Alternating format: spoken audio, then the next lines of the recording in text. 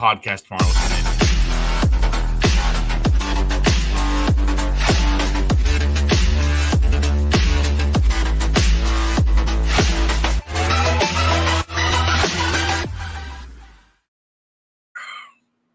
All right, no viewers. None. We are live. Oh, we got one viewer. We have one whole viewer. Excellent. Hey, we got 3. Oh, okay. We're up to 3 now. All right, we got to be professional. I can't be counting, yelling out how many we got. All right. All 3 viewers, welcome to the Bronco Country Roundup After Dark. What's up, Clint? How you doing?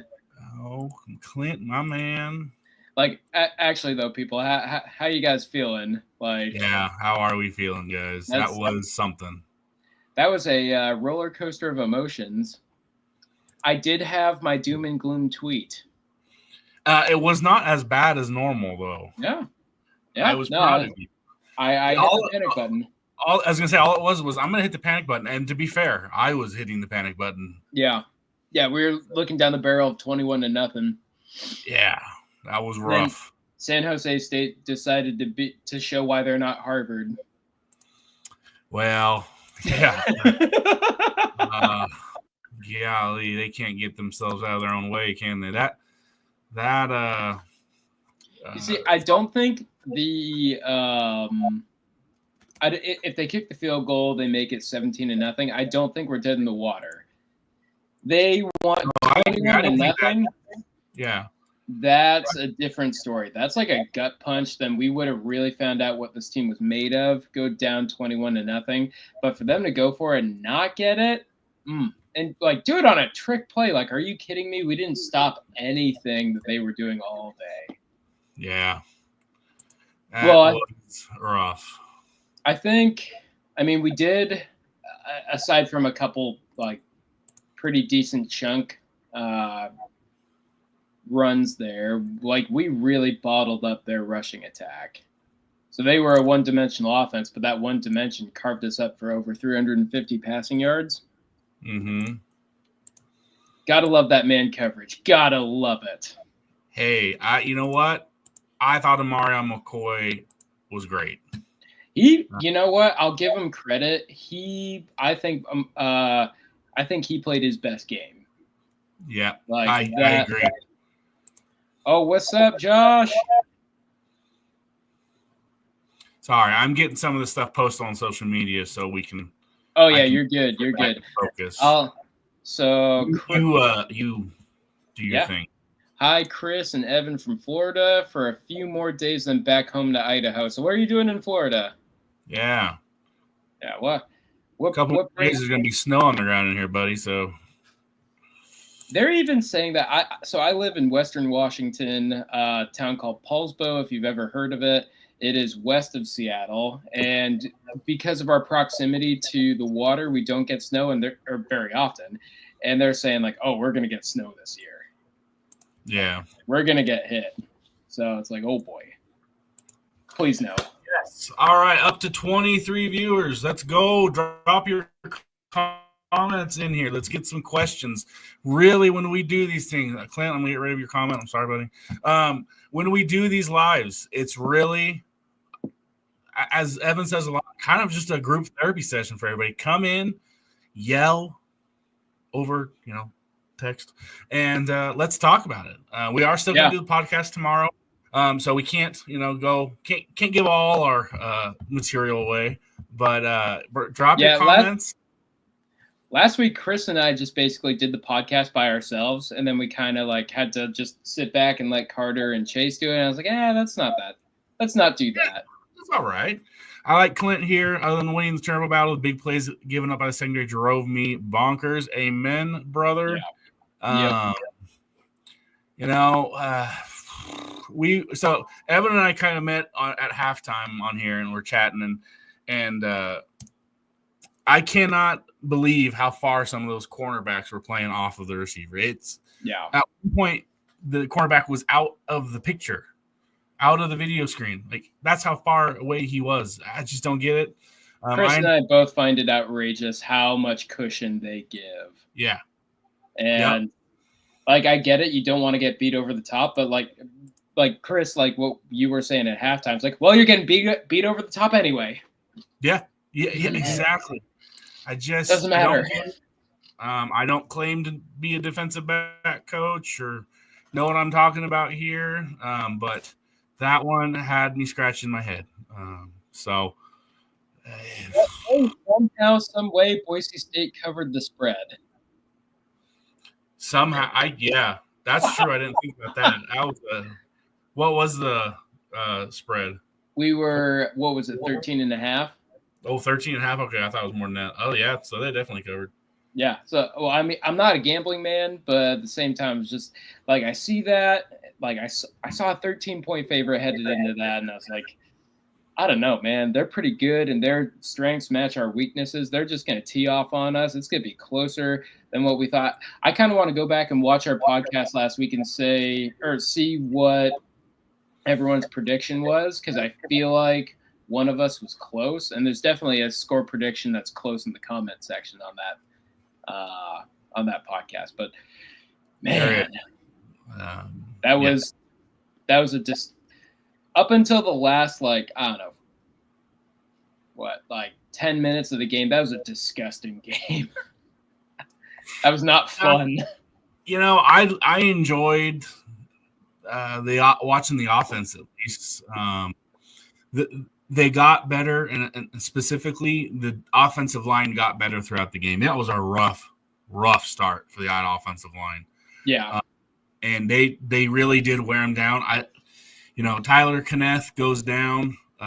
Feel bad for the kid. Looked like an ankle. I don't, not a medical professional, but Jake Steele came in and really played well. Jake or Jason?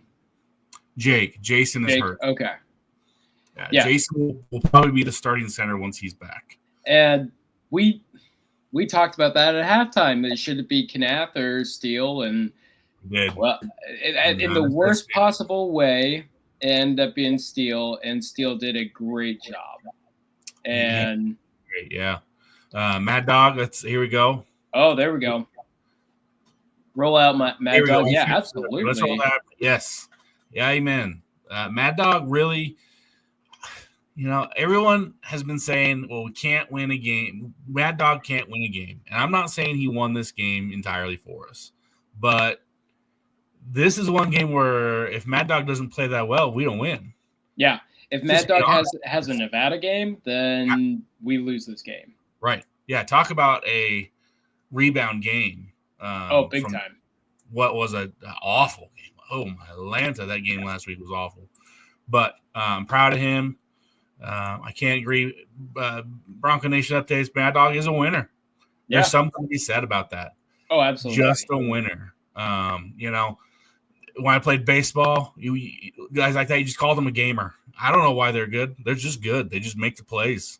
They're not super fast. They don't hit the ball super hard. They just win, and it's great to see.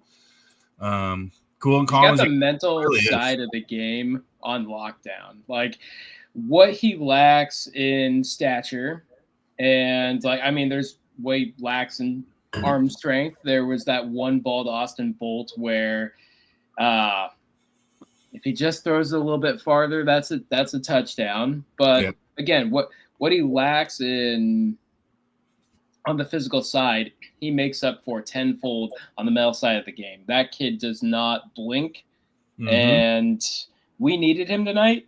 And how many 3rd and long situations that were just absolutely stupid did we convert? How many clutch plays did Mad Dog convert? And shout out to the wide receivers. That was one of their best games this year. They also did not start out well.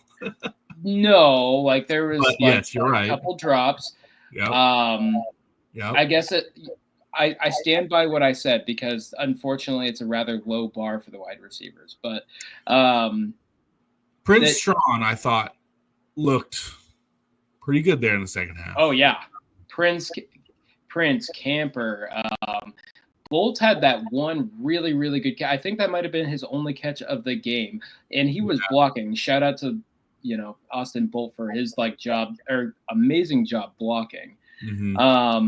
But that one catch that he made, it was like 3rd and 12 or something like that. I can't quite remember, but he made a ridiculous sideline grab. Like, that was money.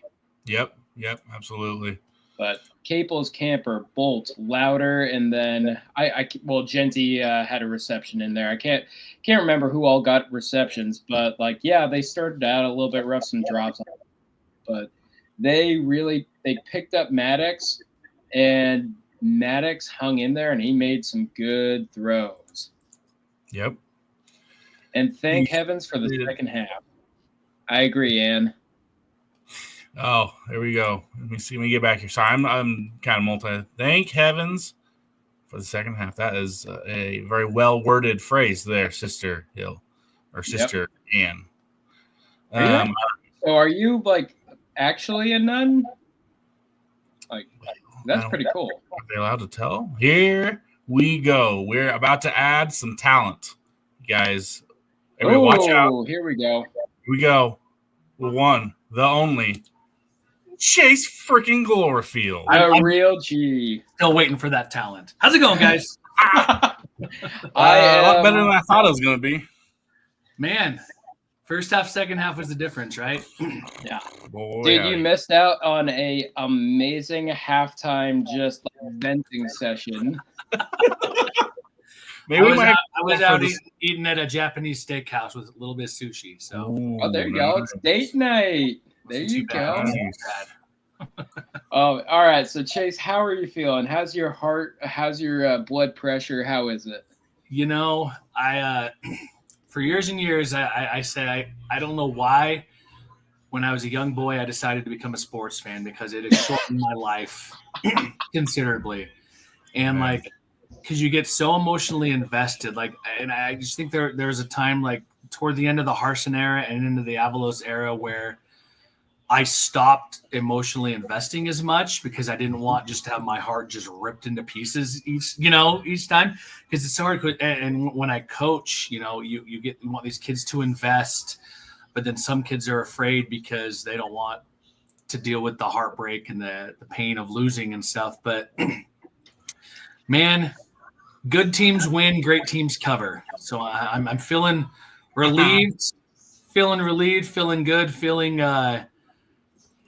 looking at the final score, it's that game was closer than that. Oh, yeah. Down 14 in the second quarter. Don't tell the pollsters I didn't watch. Yeah. Yeah, all that East Coast bias. How far did we go down against San Jose State last year before we came back on the blue? 20. Yeah, it was 20-0, and then flipped a switch and came back. So, 20. This team, I don't know why. They give us fits for no good reason. And you look we improved to 16-1 against them.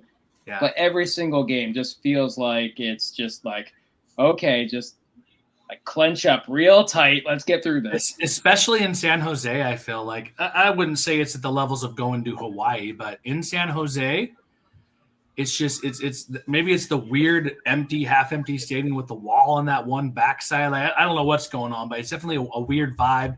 Kind of bring your own energy, and it's hard place to play, I think. Which sidebar, I'm glad you mentioned the stadium because this is actually not CBS Sports' fault.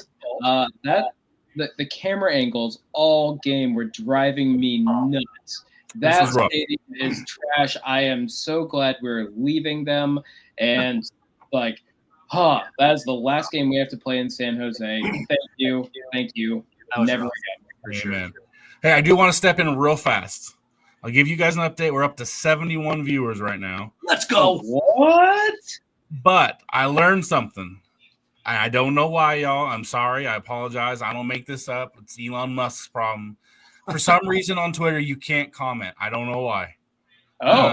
So 61 of those viewers are on Twitter. I would welcome you to come join us on the YouTube channel. There you can comment. So I'm just going to throw that out there. I'm sorry, guys. I don't know why Twitter doesn't allow you to comment. Because that's actually what we're looking for. This is a live reaction. So you guys type in your stuff and LKL, prove me wrong. What is happening? Look at this. I say it, and then there's a Twitter comment. So, fixed it. Are we boomers? I can't. Are we boomers? Do we not know how this works? Yeah, I am not a pro at this, y'all. Thank you, Malachi, for proving me wrong. I like being proved wrong, especially for the right reason. So that just means that a lot of people being quiet on Twitter, and I don't like that. I want y'all to start talking. Yeah, so let's go, guys. Tell me, what's your blood pressure like? Everyone, how we feeling? Because I'm not I'm still kind of coming down a little bit. Like I'm a little shaky. I'm like, oh, my favorite. Well, I have family genetic history of high blood pressure, so this does not do me any kinds of favors here. That's so. I have a funny story about that. I do too, and I had blood pressure. So during the Avalos era, I would not actually have the sound on, and I would have calming sounds playing in the background. He's got like white noise, like ocean sounds, just kind of. Yeah. It was Alexa, play something calming every freaking week, man. Yeah. The Avalos era took years off my life. Yeah. Well, and I don't know if it's the adrenaline, if it's the blood pressure, but especially when it's a late game, I have a hard time like calming down and like I can't go to bed right after. I got to stay up for like at least a couple hours and talk crap on Twitter or play video games or something. That's what we're here for. So this is cathartic. This is cathartic. This is our Double O'Neill here making his comment debut. We appreciate that, Double O'Neill. He said we won. We did. You know, that's a dub, hey, right? He also said, hey, and I want to say hi. Hello. How are you? Howdy. All right, we got from Brian P. Browning. After a slow start, the defense made some major plays when we needed them to. Absolutely. Yeah. I loved, and you're gonna catch some flack because this guy shouldn't be getting any love if you ask some people. Shenander made some good halftime adjustments. Let's just be honest, guys. Can we bring up our halftime conversation? Always bring it up because, again, slow start for the defense. It was rough. Chris and I get together at halftime just to vent, just so we can get the blood pressure down a little bit, get all the feels out. This is that's what this is. This is just a therapy session right now. Mm-hmm. But so we had our halftime therapy session, just complaining about the defense. Excuse me, sorry.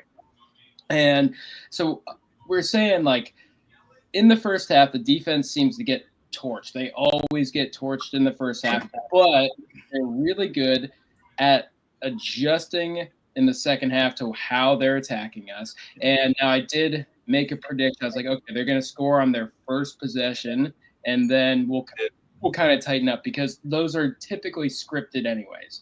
So they're going to score on their first possession, field goal, touchdown. I didn't make a prediction either way, but I was like, they're going to score, and then we're going to kind of settle in a little bit, and they'll be a little bit cleaner. But here's the biggest thing that I saw first half to second half was I think Shenander called it the casino blitz, where they bring the house. Every single DB is on an island, essentially. It is cover zero. And we went, 0 for 3 when we brought that. We didn't do that again.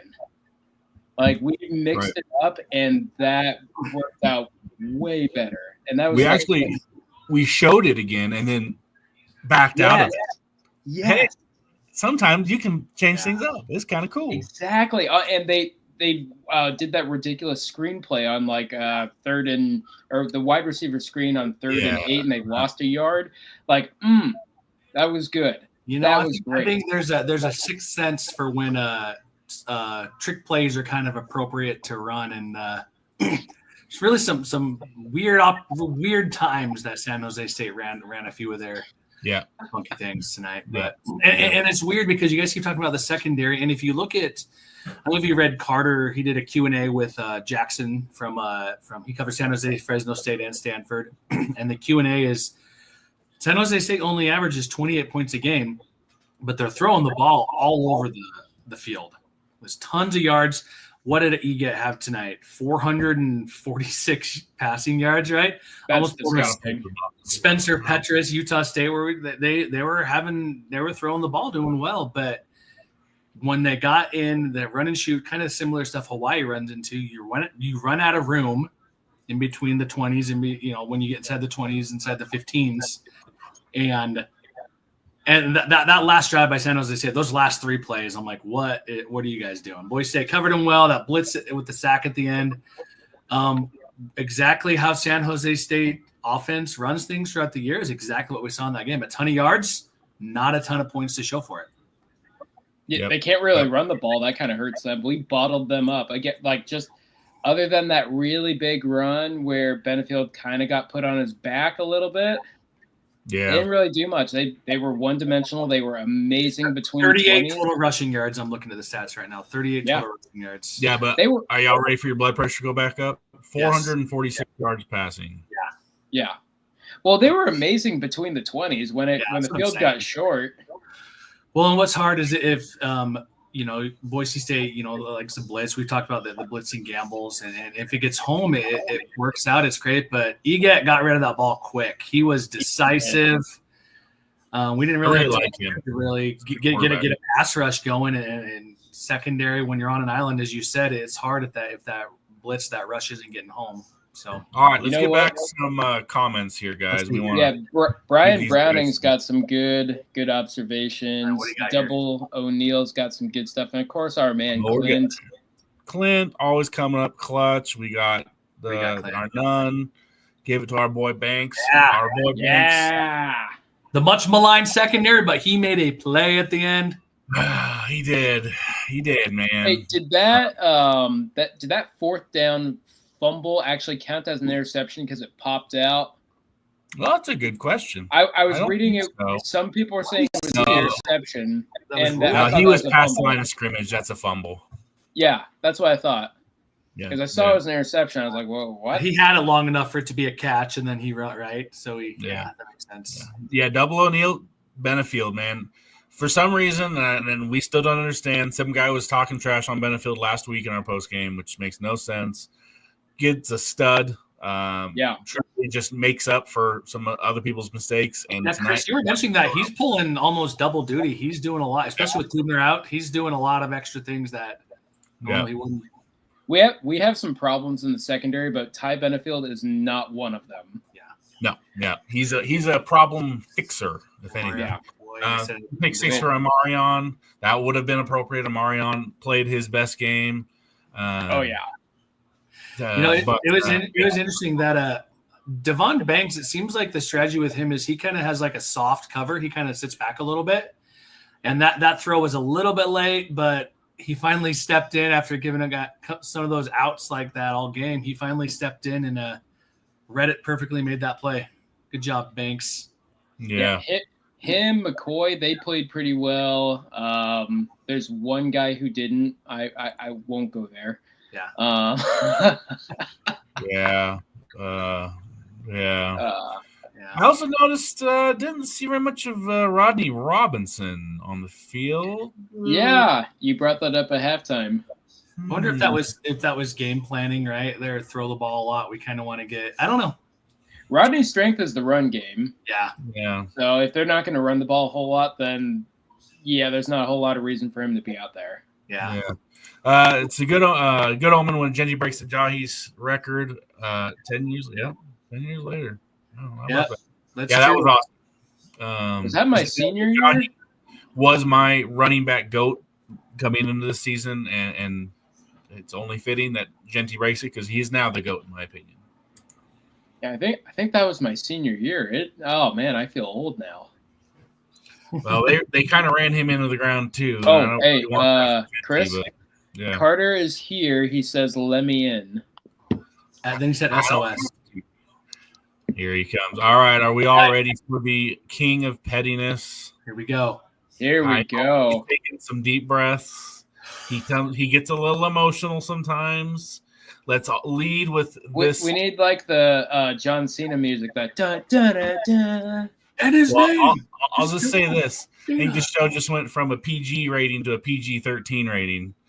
It's in the bed. Tuckerkin's in the bed. Here we go. And our man. There he is. What the hell is the use of a private chat if nobody pays attention to it? What's the use of that? It's on the side of the screen. Nobody reads it. You know, Chris just said before he let you in that we just went from PG to PG-13. I mean, I don't. It's there for a reason, boys, and nobody is using the SteamYard situation properly, I think. All right, let's go here to Malachi. What about the targeting? It should have been called. Yeah, that was targeting. Yeah. Oh, absolutely. Super glad Caples could come back. That would have been a huge loss. Yeah, should have been targeting. Glad he was okay. The inconsistency, and I don't think it's just Mountain West refs, but especially Mountain West refs. Yeah, inconsistency with what's reviewed and what's not, and what I mean, it's just it. Yeah, I mean, how do you call smacked? I don't know what to. How do you throw a flag on Benfield for targeting when he does the most safest tackle I've ever seen, and then when Caples gets laid out, they're just like, no big deal. Like, at least look at it, try something. Yeah. How are you guys going to feel about the Pac-12 refs in another year or so? Honestly, I think all refs are terrible. I tell me a conference that has good refs. Like, yep. I don't think it's. I don't think it there. I don't think it exists. Yeah. It's just everybody has their gripe with it. You can't say the Big 12 because they screwed us over years ago against Oklahoma State. I'm sure there were some awful calls tonight in the Big 10 and the SEC. So, well, I haven't heard a whole lot of complaints coming out of the Fun Belt. Who's paying attention to the Sun Belt? It's just funny though. You watch enough of these Boise State or any Mountain West games, and you see the head ref, and you're like, oh no, not this guy. Not this guy. Not the guy that's jacked for some reason as a referee. I nearly just spit out my drink. You made me guy. laugh. That jacked guy was funny. Yeah, the jacked guy. Yeah. It's funny because we all know who you're talking about. Yeah. Let's see here. Benfield is underrated. Absolutely. Oh, yeah. I do think he's underrated, but I think sometimes he plays below his potential. Because, I mean, he got ran over in that first play. First play just got absolutely smacked, and like that guy's not Ashton Genty, and I think he allowed that first touchdown in the back of the end zone. He got burnt, and they just tried his best to kind of reach. So, I mean, I think he's very good, but I don't think he plays to the level of how good he really is. If he had someone else maybe mentoring him in a position that carries a whistle, do you think he could maximize his talent or potential? I think there could definitely be an opportunity for a person in a advisory role or maybe a coaching role, perhaps. I'll do it. That ain't the advisory role that's the problem, boys. Yeah, I know. They play a little over further out. Yeah. Oh yeah. Yeah. You guys, I gotta look these coaches in the eye at some weeks. So yeah, I will. I'm not gonna trash these guys. They're doing their best. No. I mean, the positionary coaches aren't there. I just saw. I'm trying to figure out how to say this guy's name backwards. Pig Latin. Try it in Pig Latin. Latin. While you're doing that, we're gonna. It's too above my pay grade. Hey, Chris, is that who I think it is who just commented at the very bottom? That is. All right. All right. Who's gonna say his name right? Is it Machoyer? Is that the? Yep. Yeah. Let's go. He did play. Go. I saw him and I thought about you and I was like, I'm glad he's in the game. He's played pretty well in the moments he's got in this season. He played him a lot as a blocking tight end kind of position, right? And he did great. So congratulations. That was awesome. I think we should use him more in the future. Honestly, I just love this because we highlighted him in the preseason as like someone who might get in. Now it's like, this is so much fun. Yeah, it's fun. That little somewhat know what we're talking about, just a little bit. It's him with that wrinkle of it's fun having that wrinkle of him playing that little tight end, as Chris was saying. It's just a fun little wrinkle they threw in there. Yeah, clearly it's just part of the game plan. They thought they could use it, and it worked. Yeah, I think he's a great depth person or a great depth piece. I honestly think if Tyler I don't even know how to say his name, Knapp, if he's down and Roger Carrion isn't back for next week, I'm sure he could slide into a starting role. Yeah, until at least Carrion can come in. Now, was Dalen in on the Clydesdale package? Is he in on that? I didn't see that. Let me pull up a video, see if I can see him. I like the class, the extra I beef love package, whatever you Oh want. yeah. Herbert Gums as the fullback. Perfect. So he I got love a it. nice seal on Genty's second score. He did. Okay. He's a big, massive, talented player that's got a very bright future. Let's So see. thank Let's see. Where is he? you. I love it. Yes. I definitely think there's some truth to that for sure. Other sites are falling apart. Absolutely. Yeah. Yep. Bucks comp saying we're other. Yeah, I think so. I think so. And it's hard because as a coach, it's like, bro, everyone's just got to do their role, do their job, and trust the other people. But I think he's, I don't know if I can. He is having to do more. Yeah. Whether he's told to do that or he's just kind of decided that, he's definitely doing a lot. Well, I mean, honestly, like the incoming recruiting class, and then of course the transfer portal class, that's going to be very telling about what this coaching staff thinks they need come this offseason. Like, we've got a few DBs in there where it's like, all right, that's some place where we've kind of fallen short a little bit. Yeah. Well, we are recruiting junior college cornerbacks very hard. Yeah, and that's McCoy. And McCoy has good, except for tonight. I think he struggled, but I think he struggled a little bit. I think all the DBs struggled. I think so. He got. I think he was the only bright spot. Yeah, we were just saying that. McCoy. They all got beat, but in general, McCoy was the most competitive and played one of his better games, like in general. I could be mixing up. It's sometimes hard to see who's in coverage because they kind of move it past. So it could have been Banks, or it could have been somebody else. But I thought everybody was kind of iffy. But I could be wrong. There was one guy, I don't want to pick on anyone, but there's one guy who had a really hard night in the secondary.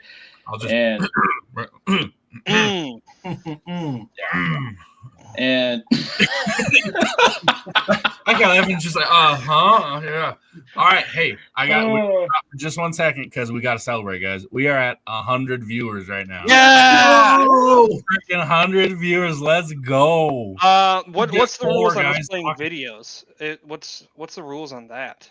With it's what? CBS, and we're CBS. Are we able to like share videos of the game? I would if I mean, had. okay. Like, how CBS are we? We're kind of CBS adjacent. I think this is a conversation for off the. Maybe. Well, I want to share. I kind of want to go back to Matoyer real quick because can you guys see this? Oh, look at you! All right, look at me. So Matoyer is right here, number 75. 1 second. I got 1 second. Boom. Yeah. So Matoyer is right here, number 75, and we're talking about that. Got a film breakdown here. We're talking about that tight end position. Center's right there. Yeah. Matoyer's right there. Watch what he does to help seal this. Hey, he's eligible. Oregon, and here they are on the doorstep. The Clydesdales. Look at that. Look at that seal. God, look at that seal. Because I mean, everybody crashes down. He moves this man. That is right there is where Genty wants to go. Mm-hmm. And look at that pull from 66. Look at that pull from 66. Dooley coming around. Yeah. So Dooley gets that outside cornerback. Nobody's going to get him. Harder coming in. And then Matoyer sealing that edge. That's awesome. I think. You guys, I feel like when they run a tackle eligible, when they run him out for a touchdown or a 2-point conversion later on. I mean, we could we try just to do did like the least professional version of like the Manning cast that they do on Monday night. I just wanted to give him his due because I watched the play and I was like, he legit set the hole. It's an awesome play. No, I love it. Wonder if I can. No, that was a great play. Thank you, Kevin Carter, for bringing that on. Another comment. Where is? I assume that means Chris Marshall 5. I think it means Chris Marshall. He's still injured. There's something going on with his ankle, I think. Yeah. Now, this is one of the few things I can speak on with authority. That is one of the harder injuries to come back from. I don't know what the injury is. I am not going to speculate on the injury itself, but it is a weight-bearing joint. It is I'm not going to say it's the most unstable joint that you've got, but it's definitely designed to. It's injury prone in a certain direction. That's what I'll leave it at. There's Go been ahead. times where I thought maybe it was like he got in trouble or did something like that. But I think if it were to be that, they probably would have just kicked him off the team, because all in the offseason they were talking about how he's on a short leash, he has to do everything right. And so I truly think he's injured. I don't know if other people are thinking like maybe it's a disciplinary thing. I've kind of thought that, but I just kind of had the realization of if it was, he wouldn't be here. So Well, I truly think he's injured. Here's what's interesting too is he's on a short leash, right? I think that's pretty well spoken of.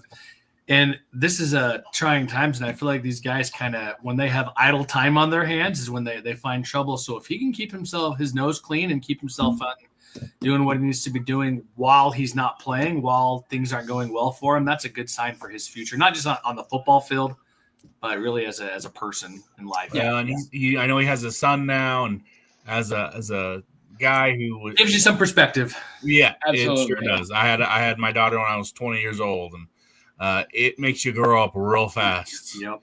And as someone who rehabs people for a living, ankles are hard, especially if you're trying to return to sport at a high level. Yeah. It is painful. It is not easy. You have to rebuild strength. You have to rebuild stability and do it at a high level. It's not something that you can just come back from in a week. And so, I think he's hurt. I don't know what the injury is, and I will not speculate on it. But, it's like all you guys have said. If it was like a disciplinary thing, he'd be gone because he's on a short leash. This is an injury thing. Yeah. Don't know if anybody cares. Georgia just beat Tennessee, so that's probably what goes on in front of us. I think Tennessee falls. I bet we probably go back up to 12 because I don't think much happened in front of us besides this. But this probably sends Tennessee down to 15, 16, I think. Well, Georgia will leapfrog us for sure. Yeah, but Tennessee's going to head back the other way. Well, they're going to leapfrog us. But I think they jump so much and Tennessee falls that I think we slide right back into 12. Yeah. And Oregon held on against Wisconsin 16-13. That's their – That's a tough game. That's a trap game for Oregon for sure. Oh, absolutely. Tough place to play. Yeah, like Wisconsin is like sneakily like a good program. They're like a few pieces away from like being a legit contender. But Luke Fickell, give him another year at the helm, like he'll have them like up and running. Yeah, I like Luke Fickell. They always got the beef. They always got the big physical guys. Sometimes it's just a lack of playmakers or quarterback position that does them in a little bit each year. But they're close. Yep. But hey, Kansas is beating BYU right now. I was literally just beating San Diego State. Yeah, San Diego State ain't gonna do nothing. That sadly, team, man. Talk about a fall off of a team. Yeah. Speaking of UNLV, I had a run-in with UNLV Rebel Girl on the tweeters today. She's the worst. Why would you want that for your mental health? Golly. No, honestly, I almost got baited, and I was just like, you know what? No. You're a better man than I am. What's the quote? It's arguing with her is like playing chess with a pigeon. They crap over the board and think they won at the end. Pretty much. That's like a mic drop moment. We should just clear off right now. That was awesome. Where did you hear that? I don't know when I'm going to use that quote again. But I don't even know. I feel it's like pretty that good, should though, be put on a plaque. Garbage. All they do is spew garbage. So yeah. Yep. No, I agree. Where'd that come from? How'd you get into that argument, Evan? Yeah. Oh, she just I was doom tweeting. Wait, let me guess. I want to. Okay. There's so many options, but I think I'm assuming you guys argued about how UNLV would beat Boise State in a rematch, or something to do about how the Mountain West is going to be a better conference than the Pac-12. Yeah, no, because I didn't argue. That's the thing. But was that like the potential, or what? Nope. What were you guys? Well, she baited me for all of that. You were almost right. She baited me for all of that, but she's not smart enough to bait. Yeah, she retweeted my one of my Doom tweets from earlier in like the first quarter, second quarter. Yeah. And I was like, okay, yeah, you got me. You kind of dunked on me a little bit. Sure. Mhm. I was like doom tweeting a little bit. Sure. But at the end, I just told her to wear a helmet when she rides her motorcycle, and that's it. Nice. Safety first, baby. Safety first. Right. Hey, BYU just scored on a beautiful wheel route, so they're up. Oh, Skylar Bragg is about 15 seconds ahead of me watching because I saw the comment and then looked up and they scored. So The wheel route is my favorite route in football. So. I'm honestly shocked they haven't run it very much with Genty this season. Dirk Cutter seems to only want to run Genty in between the tackles. Hey, The commentator said it. It's not just me. I will said say it. there is something to be said about committing and staying with a game plan. There is something to be said about that. Blind commitment to a game plan doesn't seem commendable. No, I'm with you, but it's interesting because late in the games, those defenses are worn down from tackling Genty. But so's Genty. Yeah, that's true. I'm with you. No, I just think devil's advocate here. I'm with you. I just think that our new drinking game should be every time Carter brings up that we need to run outside, you need to take a shot. Why is it a repeated thing? If I keep having to bring it up, why does it keep happening? You know? It's just like, the brilliant mind of Dirk Cutter can't figure out that, the defensive ends are funneling people in towards the middle of the line. Maybe scheme different. Try to figure it out, man. I don't know. Don't just say, they want to funnel us. Okay, we're just going to funnel it in. Run the Heisman guy for 30 carries and hope he breaks one. Sometimes it's really fun just to poke the bear of Carter. It's just ridiculous. It's ridiculous. I think it's ridiculous. Oh, man. You see, this is why I do this. Like, I don't have the capability of going on these rants, but just sitting here and listening is just, feels so good. On the outside, too. Well, damn it, Josh, I don't know. That's not me. I'm not Dirk Cutter. Figure it out. Pass it to him. Also, we're going to start going into the blocking. The offensive line and the blocking of our receivers is disgusting as well. Well, hold on.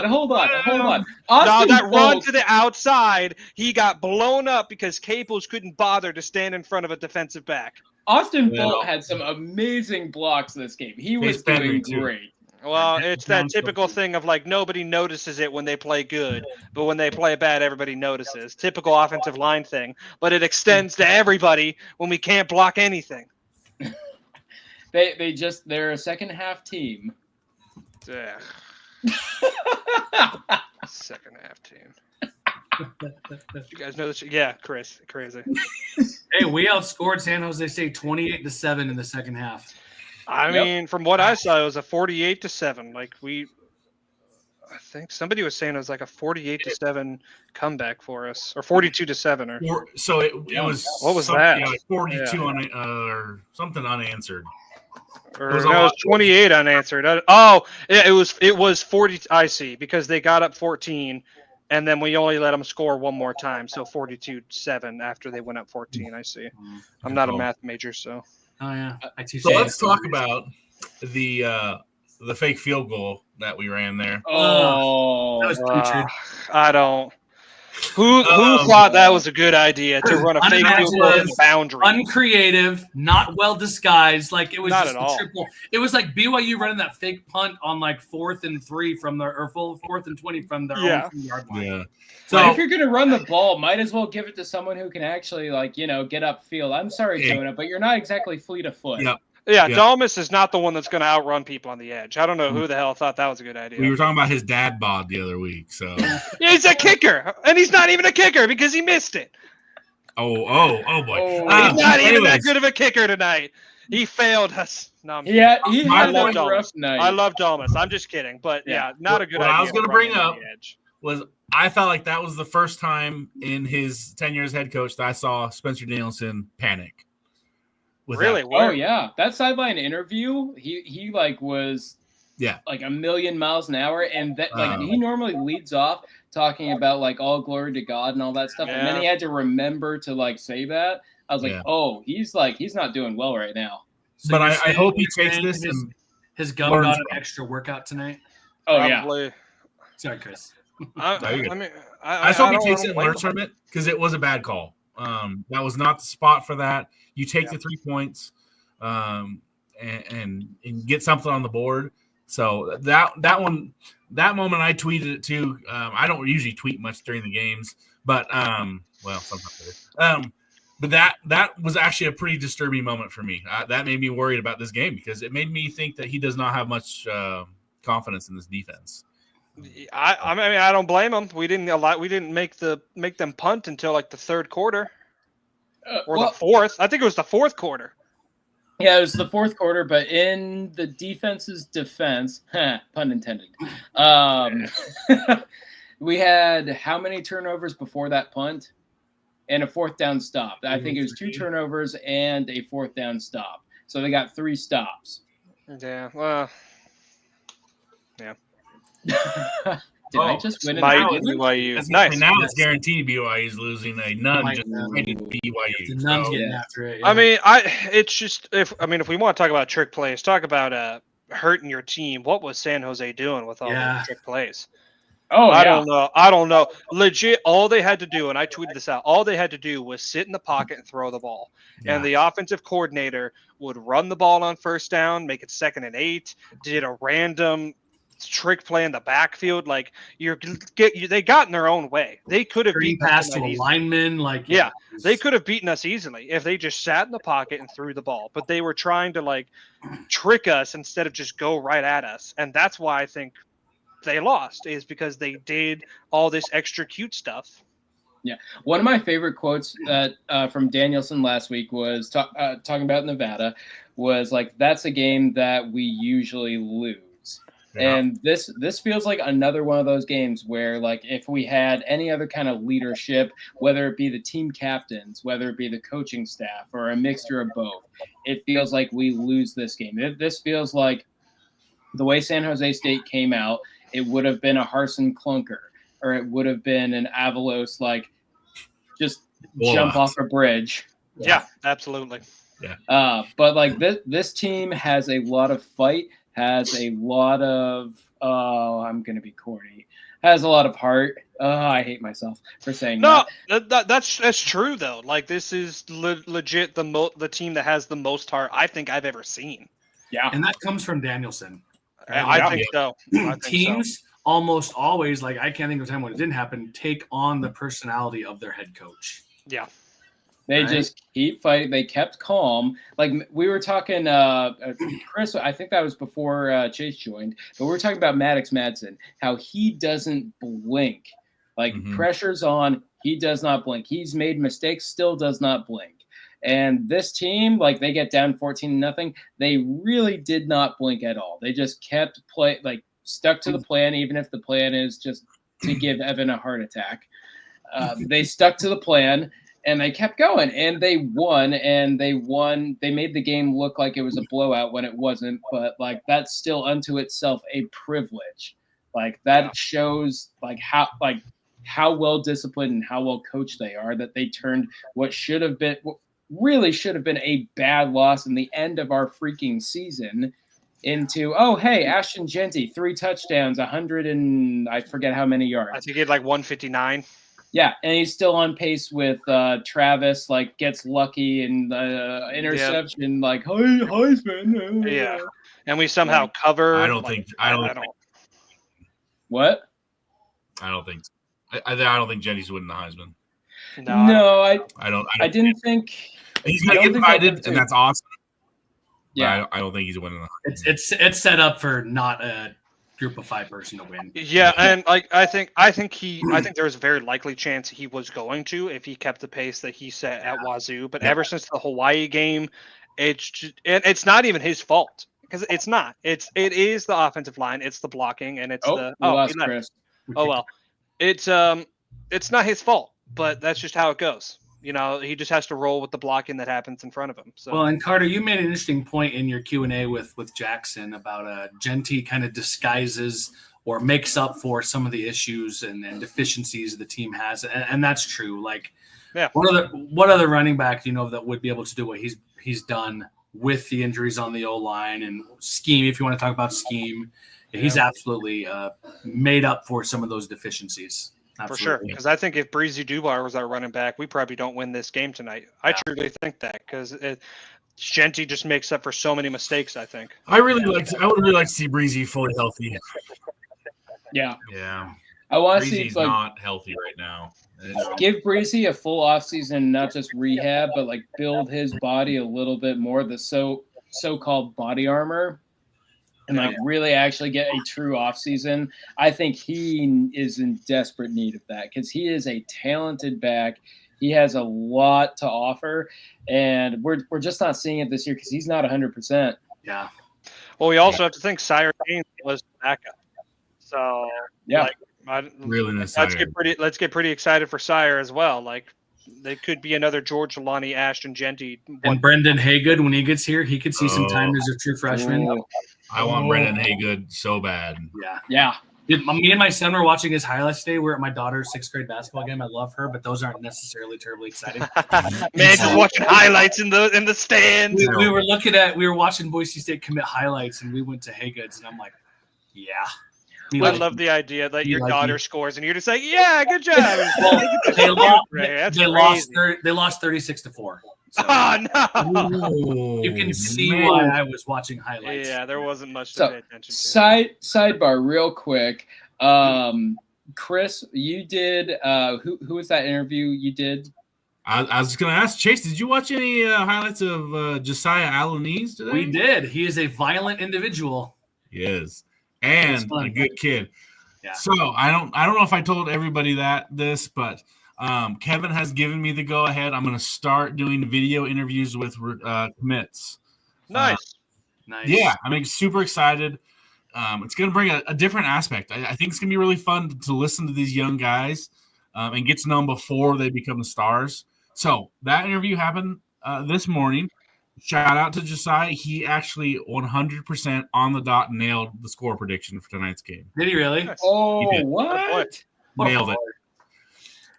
So the deal is, I believe it's going to go live as soon as Kevin tells me to let it.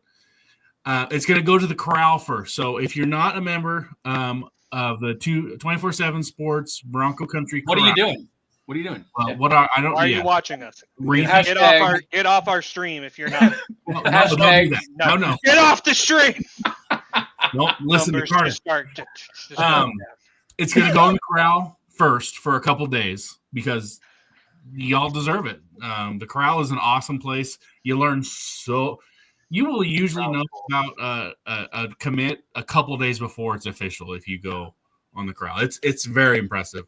So it's going to go up there first, and we'll give a couple days, and then we're going to put it on the YouTube channel.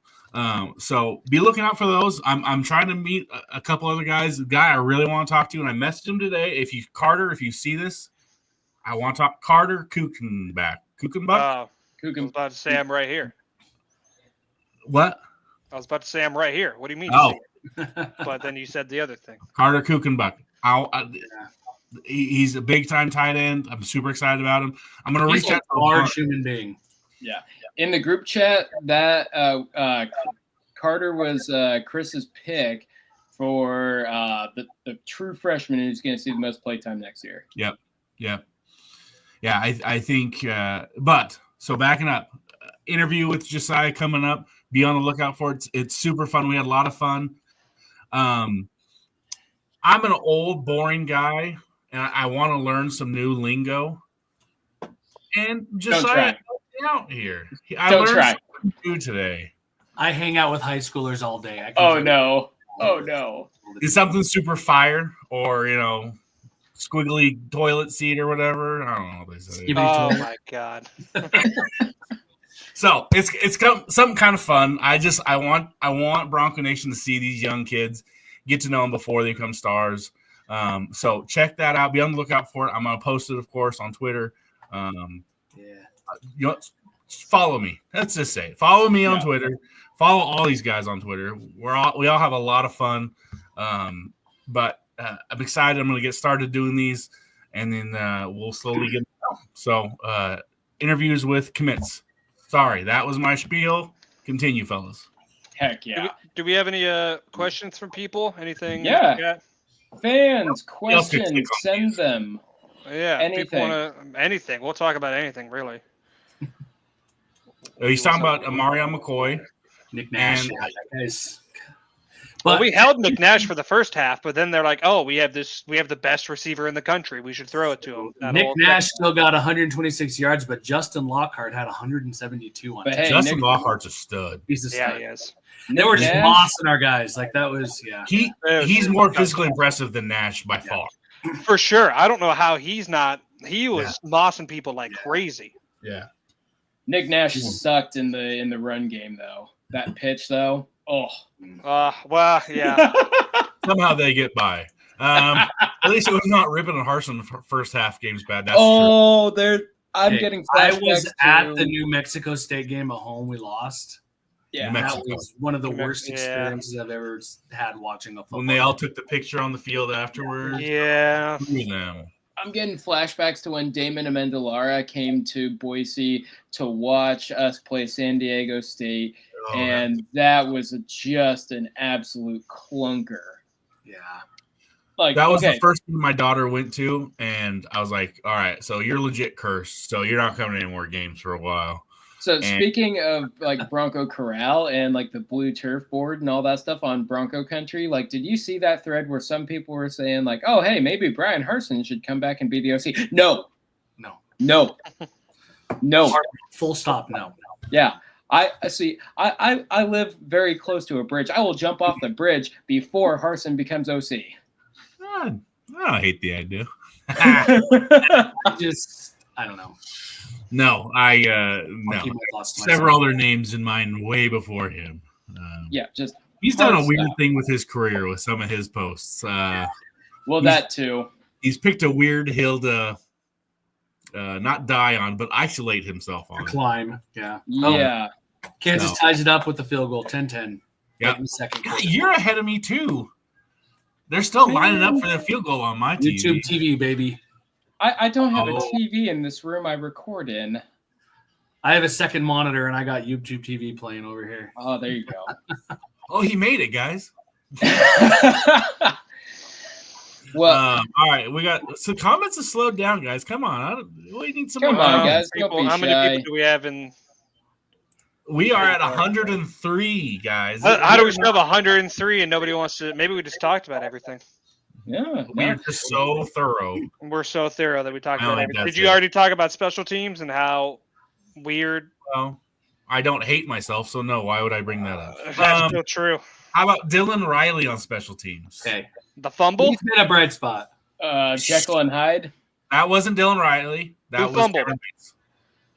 Yeah, that's Cameron Bates Bates. fumble. Okay.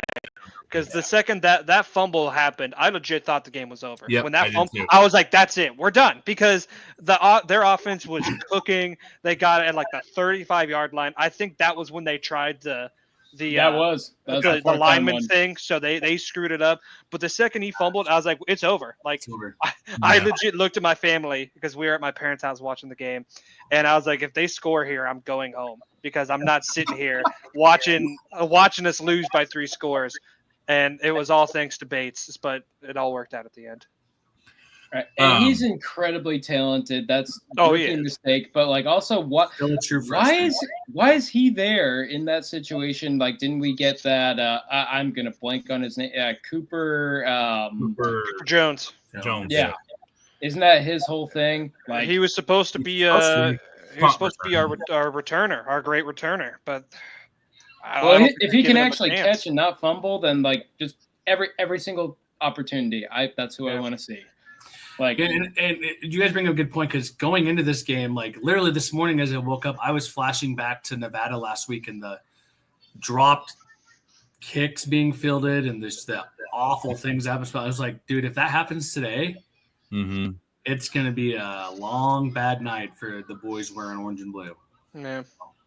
all right, Oof. viewers, I have a question for you because this is something that we do in the podcast. We give out game balls, all that good stuff. And since you guys have decided to not ask us questions, I'm going to ask you one. Excuse me. So who would you give your game ball out to on offense, defense, and special teams? So throw it in the comments section, and we will critique you for our amusement. Can we give a special game ball to Craig Stutzman for making some of those calls that he called on offense? You know, the funny thing is, I would love, yeah. the first half they showed him on the screen. I thought, hey, we should consider him for OC next season. And then, all those trick plays. It's like you can stay in San Jose. You can stay there. Oh, and I have a second fun question. So this is No Shave November, right, boys? So I don't think I count yet because I'm only 16 days into it. But of the three of us who have like real facial hair, Chase, Carter, and Chris, who's got the best beard? I think Chris does. Because it's thick, and mine's blonde, and so it does connect, but it doesn't look like it. Hayes has a strong connection all the way around, and so. But I think Chase is a close second. If you don't, I will cry. So this is tame. I'm gonna find a picture. I'm gonna show the world. Oh no! Oh, I used to be a handsome bearded gentleman. Let me see. I think Chase took offense to what I said, and he's pulling out the deep Let's cut. see here. Getting out of hand, guys. All right, I'm gonna go find an old picture of me. This was in Cabo San Lucas, Mexico. We can't put it in front of your face. Nice. What? Nice. What am I looking at? And it would like turn like red. I had a big old ginger beard like on the sides, like it would get so red. Mine's. This is not because of the orange shirt. This is all red. Yeah. Yeah, my wife prefers it shorter, so that's why I trimmed it up. You do what the wife says. Let me see if I can find and picture. NH says that Chris absolutely has a most righteous beard. It is a most righteous beard. Chris, Thank you. I'm just gonna leave that up there for a while, guys. That's just gonna be pinned. Even better that it's a nun saying the word righteous. You know, righteous. That's great. I strive to have beards as righteous as yours. Oh, y'all making me blush underneath this beard. Yours in gray. I got a big old gray spot right there. Okay, I don't know if y'all can see it. It's on the side. Where is it? It's over here. It's real sad. This is the Broncos. This is Boise State. This is what being. Is that just the specter of Andy Avalos? That's another phrase we have to drink to. The specter of Andy Avalos. How's TCU doing? What's their defense ranked? All right, we have a question. What happened to Caden Dudley? We've got that answer actually. Did he enter the portal? I think he entered the portal. I don't think he's. Yeah, he's a talented kid. I hope he finds some place. He's from the Denver area, like in northern Colorado, like an FCS school could be a good fit for him. Something along those lines. He had potential. I think just kind of got lost in the wash and then just never got a chance to get footing. Ashton Genty happened. Yeah. Sire Gaines happened. Breezy Dubar happened. Yeah. Talented kid just got buried. Yeah, Sire Gaines, all that stuff. Yeah, he came in as a wide receiver and then converted to running back. Do I have that right? Slot receiver kind of guy, and then put him at running back. Yeah. That was actually. He's a great player, but just not. Yeah. Hey, we have a game ball. Thank you, Josh. We have some game balls on offense. He gives it to Mad Dog. Ooh, okay. I don't disagree with that pick. We're gonna hold our picks because we're gonna do it on the podcast tomorrow. Defense, Virgin Morgan. Okay, and special teams, Riley. Yeah, I could get behind those. Yeah. BYU just threw a pick in the end zone going in to score at the end of the second. Nice. Oh, no. Who got the sack at the end of the game? The tackle was 23. Is that Shea Oladipo, the sack at the end? I think, that's Shea. Okay, good for him. I like that he got that. All four of us just talked at once. So, Chris, I'm going to be moderator. Chris, what were you saying? That y'all are killing me with these updates because I'm still behind. Go, everybody else go. Damn. And then, Carter, you asked who the sack was at the end of the game? Yeah, but it was answered. Somebody told me it was Shea. So perfect. Okay. Yeah. No. All right. So we were all. Sorry. Go ahead, Evan. I didn't have anything. Go ahead. All right. So we were all talking about this awesome beard. I'm gonna show y'all something before. What does look like before? Look at that, baby. Wow. Oh boy! There we are. Yeah, the league, guys. can we talk about that? So that was back when I was before this, I was a correctional officer for 8 years. And that was my post-graduation picture. Look at that baby. Wow. And working out of prison will make you grow a beard. Let me tell y'all. Oh, I thought you'd be like Chuck Norris with like an extra fist hiding under your beard. Oh my goodness. Yep. Josh wants to know how old are you in that photo? 20. Oh, 20. Yep. And how old are you now? Old as all get. 34. Yeah, boy howdy. I was as my grandparents too. So grandpa has passed away, but grandma's still kicking. But sorry guys, I had to go all the way down on my Facebook pictures to find out. Like, let me see if I can. Well, hey, you make sure you invite that your grandma over for Thanksgiving. Do I even have? Oh yeah, my she'll be there.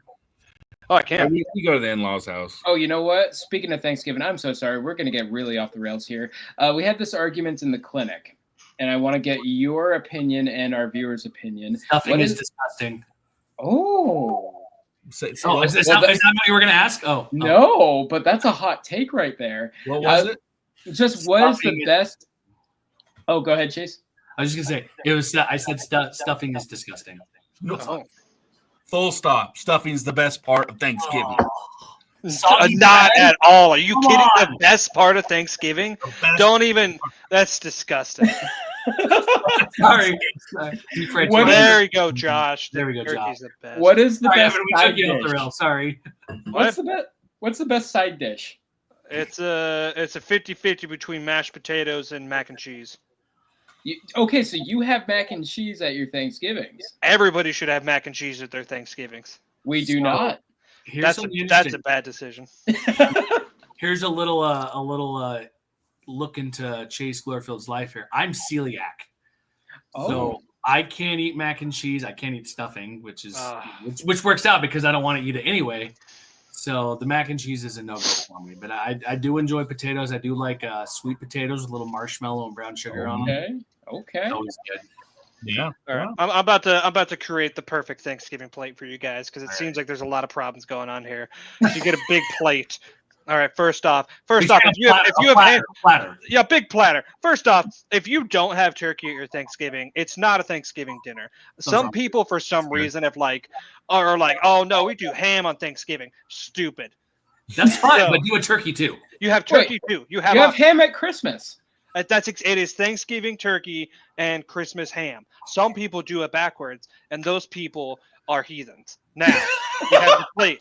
You do the turkey. You do the mashed potatoes with the gravy. You do corn. You do mac and cheese.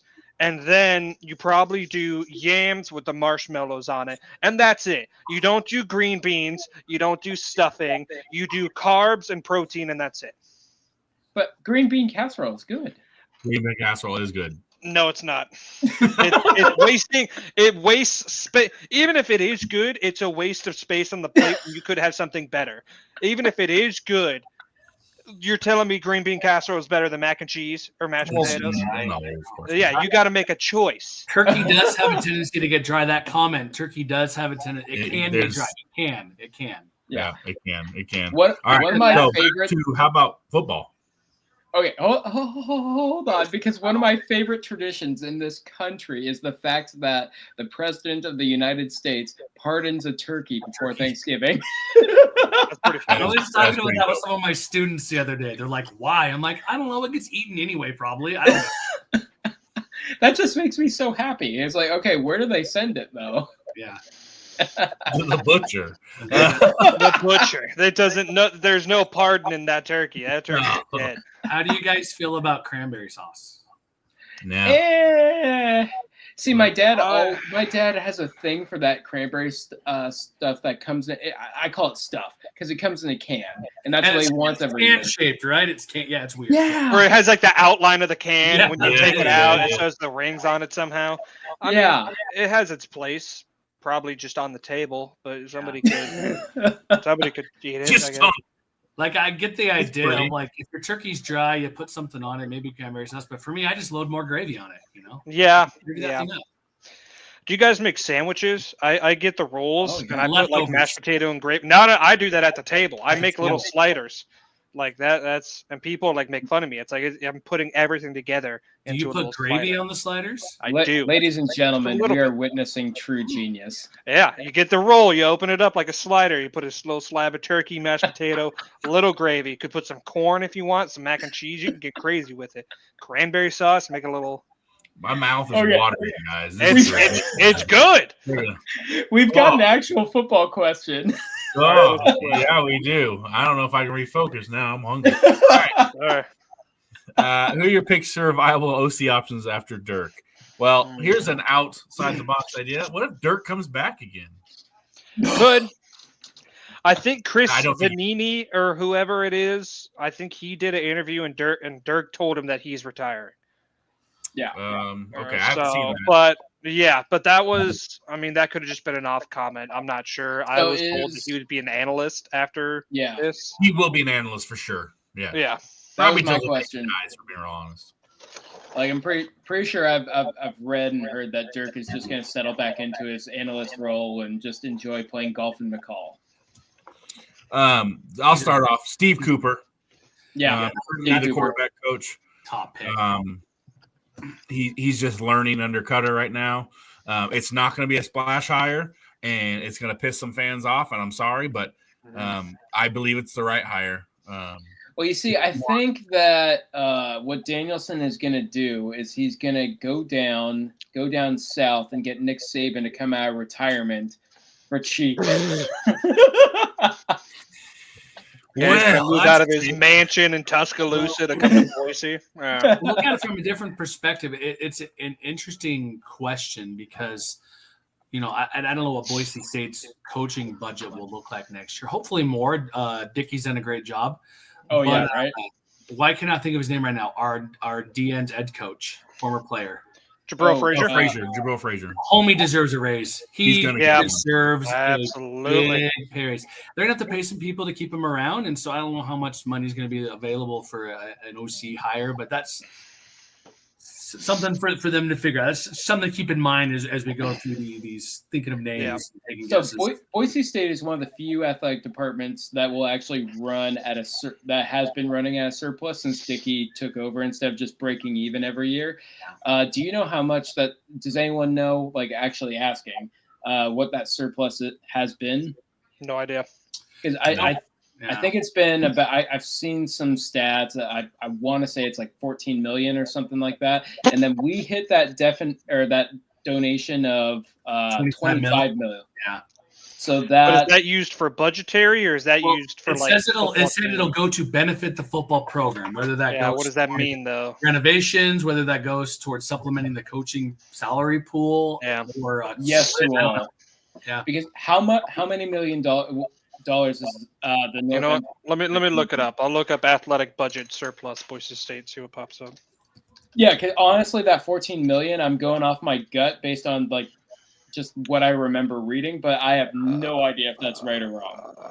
Like if anyone actually has the real number, from June 2024. What does this say? Get out of here! I don't want to subscribe to the Statesman. Yeah, if anyone has the real number, I'd be interested to see how far off I am. The financial reporting system form of all member institutions are required. Shows department expenses at 58 million, which leaves a surplus of about 2.4 million. Oh, it's even worse. We had a surplus of 2.4 million, and we just got 25.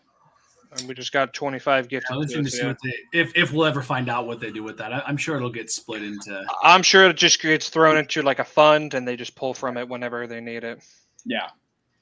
So like the North End Zone project, what was the price tag on that? It was single digits, but it was in the millions. Yeah. So it'll pay for that. And then if they want, I still remember those renderings for like when Harsin was here and he got the what was it, the brand new renovation to the east side of the stadium? I've seen so many renovations, I don't remember honestly. Like I think it would cover that if we did opt for that. It will at least get rid of the oh my goodness, I'm blanking on the word. The not urinals. Troughs. The troughs, yeah. My favorite part of Bronco Stadium. Hey, maybe you can take one home when they renovate it. They'll rip one out and Can you imagine what that would smell like? Honey, I got a new decor for the home. Just years of urine soaking. Okay, I'm sorry. I'm not going to go there. Hey, you go into Bronco Stadium, a boy, you come out a man. That's true. You find out if you're a real man when you pony up to one of those things. And why? Josh has a good question. Playoff money, how much would BSU get per game? Well, we looked past the OC question. Well, okay, yeah. Let's back to the OC. So I picked Steve Cooper. Yeah, we were saying like Steve Cooper is pretty much he's the most likely, but I wouldn't say most likely. It's my pick though. From what I've heard from recruits and like their answers to questions, they seem to be talking to Steve Cooper a lot. Dirk Cutterson, his most recent press conference, that Maddox was working with Cooper before he even worked with Cutter.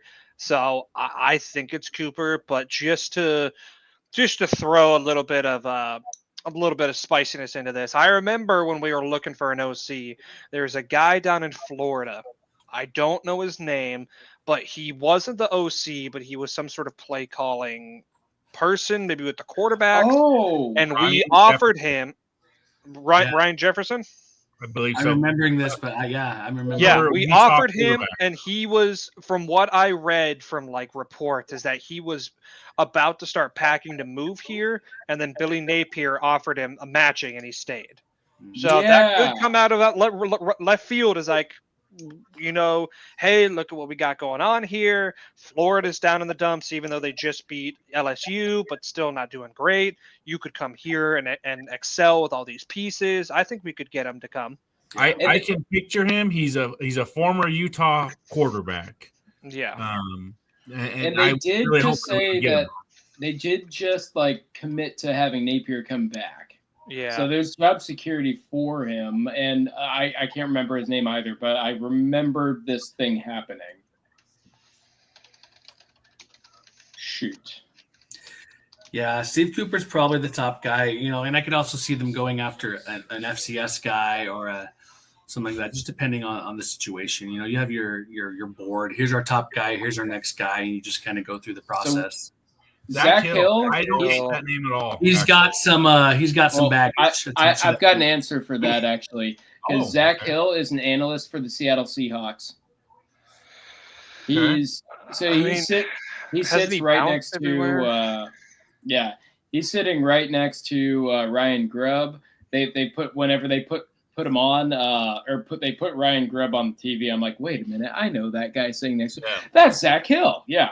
So he's an analyst with the Seattle Seahawks. He got into some trouble with Herman. I want to say it was some COVID violation stuff. And then he coached high school or was an AD down in high school in Phoenix. He was a head coach for a high school team that went 6-5, and now he's at the Seahawks. So that's probably too much baggage. Probably too much there to really make that a viable option. But his time in college, I wouldn't say it's probably done, but he's definitely on timeout.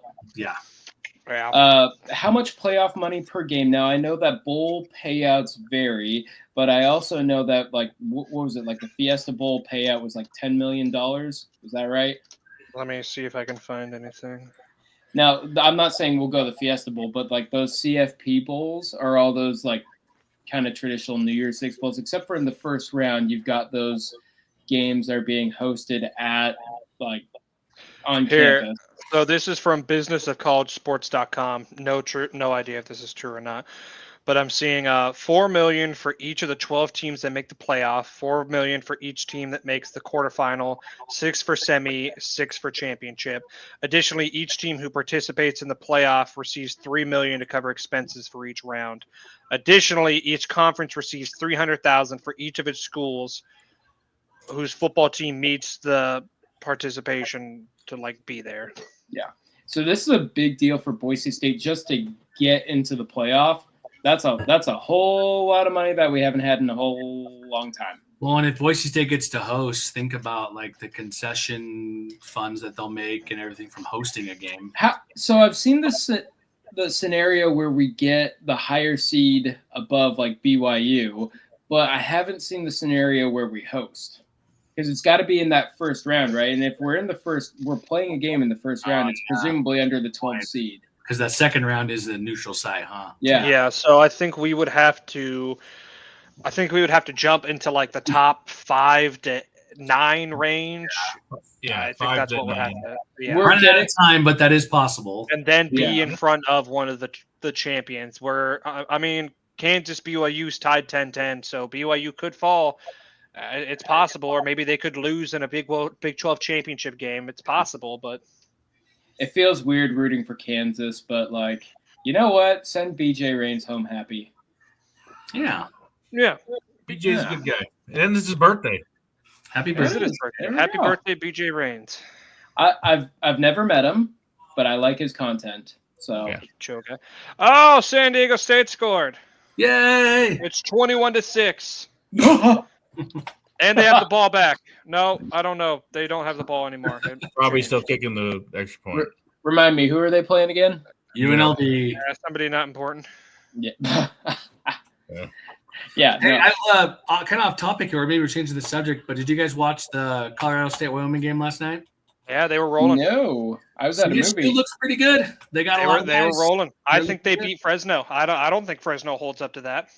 I think it depends on how much give a crap Fresno has left. I think they have none. Yeah, know that's my thought too. I'm gonna send this around the think horn. yeah. Real quick, I'm gonna send this around the horn, but viewers, who would you rather? So, assuming Boise State makes it to the Mountain West Championship game, and assuming we host, I think we clinched already. I think with this win we clinched because our last game is Oregon State. That doesn't count towards we've got one more conference game. CFB home, like the page on Twitter posted that we clinched a position. So I don't see how, if we have head to head against UNLV and we somehow lose to Wyoming, I don't see how that knocks us out of the. Okay. Yeah. Okay. No, you're right, because Well, then- Oregon State's not a conference game. Yeah, so I think we already have a position, but whether we host. Okay. Well, let's assume we host then, and let's assume that we're already in. Who would you rather see us play? And the viewers, this is for you, and then I'm gonna send it around the horn. Between Colorado State, who beat us on a Hail Mary last year in Fort Collins, with the specter of Andy Avalos hanging over the team, or would you rather make UNLV Rebel Girl cry again? So, Chris, who would you rather? Colorado State. Oh, okay. King of pettiness. I would love nothing more than for UNLV to be left out of the Mountain West Championship game and for us to beat Colorado State, because we avenged last year's game. We don't have to play UNLV, even though they probably deserve to be there, but because they lost one game to us, they don't get to be there. That would be perfect. Is that they almost had a perfect season in the Mountain West, but they lost one game and they don't even get to play for the championship.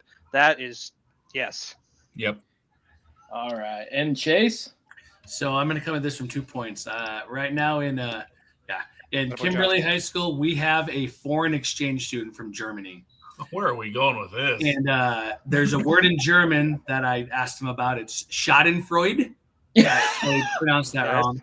Okay. It means taking joy, getting joy from the misery of others. How do you spell that word? SCHADENFREUDE. And so it's kind of what Carter said. Watching UNLV anguish and suffering, not being able to play, is very. I'm having some Schadenfreude watching if that happens. So yes, Colorado State. And I think we can firmly and officially and finally exercise that specter of Andy Avalos demon if we make up for that UNLV loss Colorado State loss last year and beat them in the championship. And you know what? I'm just gonna agree with all of you guys. Like, I do think it's hilarious if UNLV doesn't make it. It's even better. We beat them, and we beat them on their turf. They don't have any like excuses or like it's just pure salt at this point. And I want to get a crack at Colorado State. If they think they're flying like high and all that good stuff, I really just want to kick them in the teeth on the blue. Like, just like really punish them and say, you know what? You didn't beat us. Our own head coach beat us. Yes. Like, that's what I want. Yep. So, Yep. All right. We're going to use the King of Petty Thoughts or Schnotten. I changed it. That is. Enjoyed. I've never had a word really encapsulate how I feel until now because I love the pain and the misery of other fans. It brings me more joy than a person. What's the picture that made the rounds social media for years of the little boy dressed in like the Colorado Rams like outfit that's like crying in the He's stand? crying. Yes, yes, bro. That brings me happiness. Do you understand that? Like Devon Banks, when he scored that pick six and he got his excessive celebration, there was fans like flipping him off and giving him like I think the British like flip off sign, which was this for some reason. That brought a smile to my face. It made me happy that he was mocking them in their face. I was so. I live up to the King of Petty Thoughts nickname. I love it. There we go. King of Schadenfreude. That's what it's going to be from now on, because that encapsulates who I am as a fan. The amount of happiness I get from Boise State winning is honestly matched by the amount of happiness I get from other fans being sad that they lost. Oh man! All right, gentlemen. So I'm gonna like throw this around the horn. Just one last thing before we end tonight, because I am getting tired. Viewers, this is also for you. I just want a final thought, one final takeaway. If you have a gripe, a celebration, it can be anything from tonight's game against San Jose State. Like, what one last little feeling, viewers? Like, put it in the comments. Are you like thrilled? Are you still just like weirdly happy, but weirdly like, oh my god? Like, tell us in the comments. So, Chris, I'm going to start with you. I'll pick on you first. What is your final thought about tonight's game? I'm proud of this team for showing I'll sound cliche as well, the heart that they did. That was a game that a couple years ago we lost, and it would have been pretty ugly as well. So Spencer Danielson has his team in the right mind space. That's the right way to put it. The defensive backfield altogether needs to figure some stuff out. But it's a win, guys. It's a win. It is. Win in advance. Win out. Just win, baby. And I'll also shout out Maddox Matson. Thought he had a great game. I think I said this before, Chase and King of Schadenfreude or whatever. We're here. We talk about we don't win that game without Ashton Genty. Well, we don't win this game without Maddox Matson. So, yeah. Okay. Well, save that thought for the podcast tomorrow. No, I will. And all right, King of Schadenfreude. What do you got for me? I mean, it's really not going to change much from Chris. I just love the determination of this team. You go down 14-0, about to go down 21-0. I honestly thought the game was over. Like, I thought we were going to lose. I gave up. I agree with Clint. It's a win. It's good toughness shown.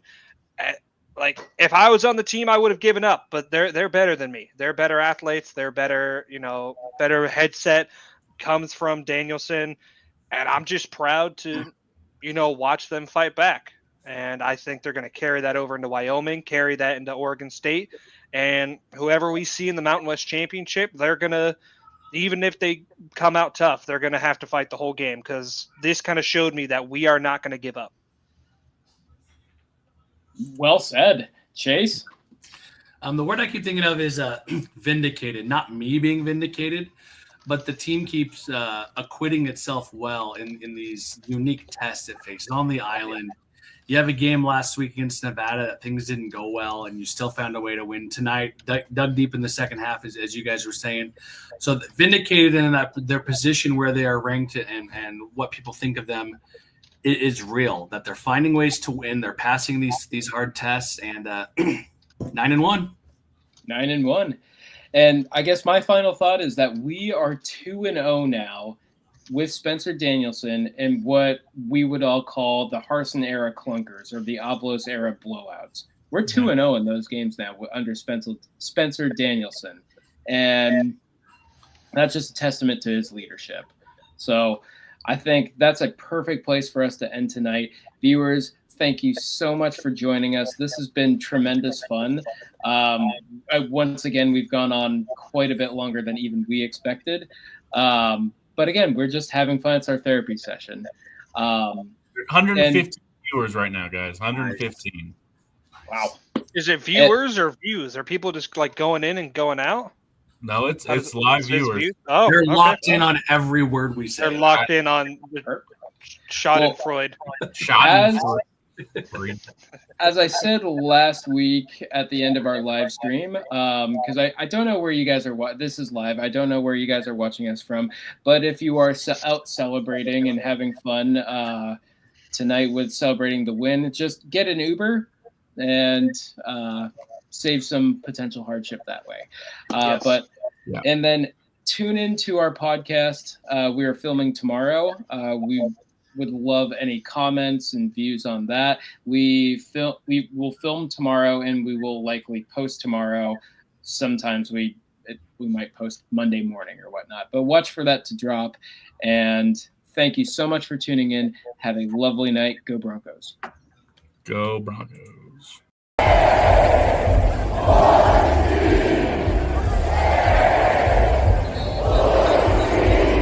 Let's go!